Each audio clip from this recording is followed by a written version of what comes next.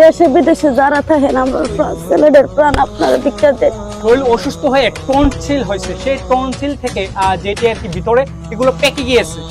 আপনারা যারা আমার ছেলেটা প্রাণ ফিরে পায়। আমি ছোট বাচ্চারা নিয়ে কোনো বাসায় গিয়ে কোনো কাজও করতে পারি না, কোনো জায়গায় যাইতে পারি না, কেউ আমার কাজও দেয় না।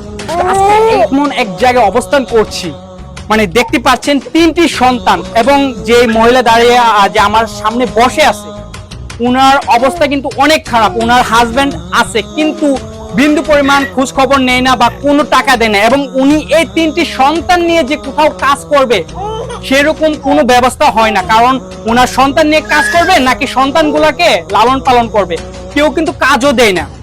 আজ চলে আসছি, দেখতে পাচ্ছেন এই যে ছেলেটি হয়তো একদম মানে বিছনার সাথে লেগে গেছে, হয়তো চোখটি খুলতে পারতেছে না।